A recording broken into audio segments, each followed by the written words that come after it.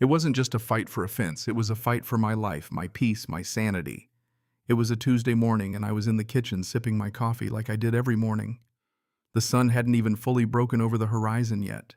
It was still that soft golden hour when everything feels like it's suspended in time. But then I heard something I wasn't expecting, metal scraping against concrete. I froze. Something wasn't right. I stepped up to the kitchen window, heart racing. And there she was, Karen, the HOA president. She was standing on my pool deck, crowbar in hand, with two of her lackeys beside her. They were trying to pry the posts out of my privacy fence, the very fence I'd just installed the day before. They didn't even know I was watching yet. And the way Karen barked orders made my blood boil. "Get it off his property before he thinks he can do whatever he wants," she said. My fence sat entirely on my land, but of course she didn't care about that. I'd been preparing for this moment.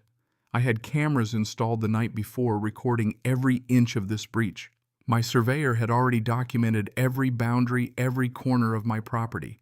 This wasn't just about a fence. This was my land, my rights, and Karen didn't know who she was messing with. I wasn't just any homeowner, I was a licensed property rights consultant. This wasn't my first battle. But this was going to be my most public one. I grabbed my phone, hit record, and stepped outside, my pulse thudding in my ears. It wasn't just the fence. It wasn't just the fact that Karen thought she could walk all over me. It was everything that had led up to this. I had spent years fighting for others' property rights, standing up for people who had their land taken away by small-minded people with too much power.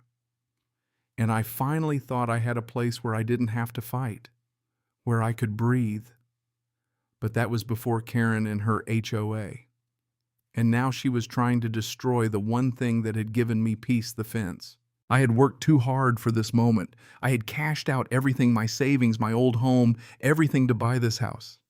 I'd spent my entire life in rented places, always trying to make them feel like home, but they never did. There were always restrictions, noise, neighbors who thought silence was an optional rule. I wanted a fresh start, a place where I could actually find some peace. When I first laid eyes on this house, I knew it was the one. It wasn't the fancy brick exterior or the manicured lawn that sold me. It was the pool. I could picture myself there, quiet mornings, long swims, in a space where the world didn't invade. It was going to be my sanctuary, my retreat from everything I had been through. But now it felt like that peace was under attack. Karen was a new presence in the neighborhood. At first, I didn't think much of her. She looked like the type who had to have everything just so. Her smile never quite reached her eyes, and she carried herself like she was the queen of the block. She was the one who managed the neighborhood, made sure everything was up to her standards. When I told her about my plan for a privacy fence, she gave me a look like I had just insulted her. She wasn't even interested in seeing the plans.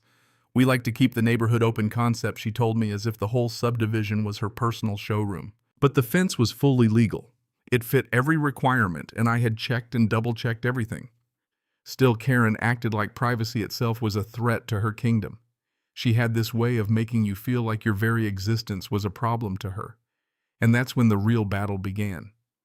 Not because of the fence, but because of her and the power she had. I was used to fighting. I had spent my life in the trenches of property law, helping people navigate disputes, defending their rights. But it was all other people's fights, not mine. This time, it was personal. And I knew I had to fight smart. I couldn't let her push me out of my own home. The HOA was no stranger to drama. Rumors about Karen's reign had been whispered before I even moved in. But I didn't think much of it. Everyone has their quirks.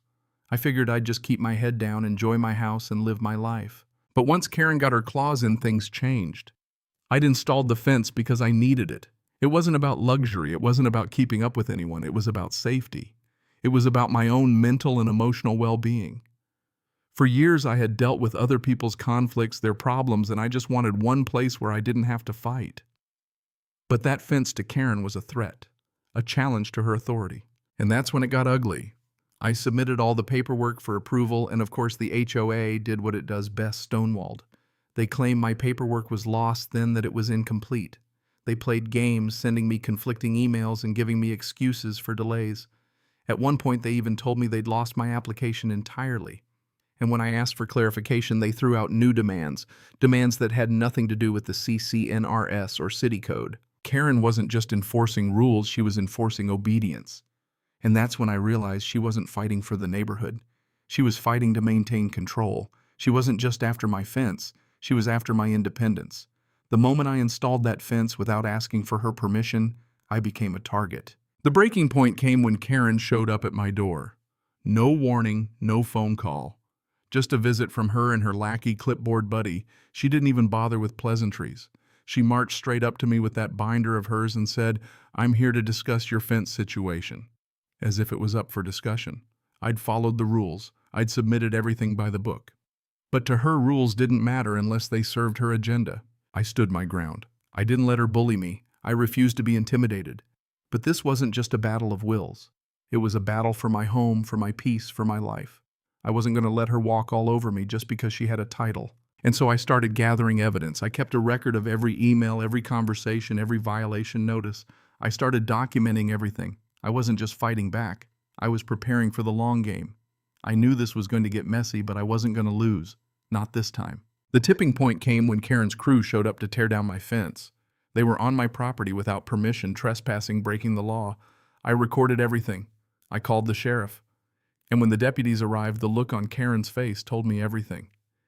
This wasn't going according to her plan. The deputies sided with me. They confirmed my property was mine. They confirmed Karen had no right to be there, no authority to tear down my fence. For the first time, Karen was confronted with something she couldn't control. She was caught, and she had no way out. But that wasn't the end. This was only the beginning. Because once I had the law on my side, I knew I could take this fight to the next level. I filed lawsuits and injunction to stop the HOA from further interfering with my property, a claim for damages for the harassment, the trespassing, and the destruction. And of course, I demanded they cover my legal fees. And here's the thing. Once I brought the legal system into it, once I started exposing the contradictions in their behavior, Karen's empire started to crumble. The once invincible HOA board was suddenly on the defensive, scrambling to save face. I had evidence, plenty of it. And that's when everything changed. At the court hearing, it wasn't just about the fence anymore. It was about accountability. It was about making Karen and her board realize that there are consequences for abusing power. The judge didn't just rule in my favor, she sent a clear message to Karen. The HOA had crossed a line and the law was not on their side. In the weeks that followed, Karen's reign came to an end. The HOA dissolved into chaos, with board members resigning one after the other. The community realized what had been happening under the surface, and the support I got from my neighbors was overwhelming.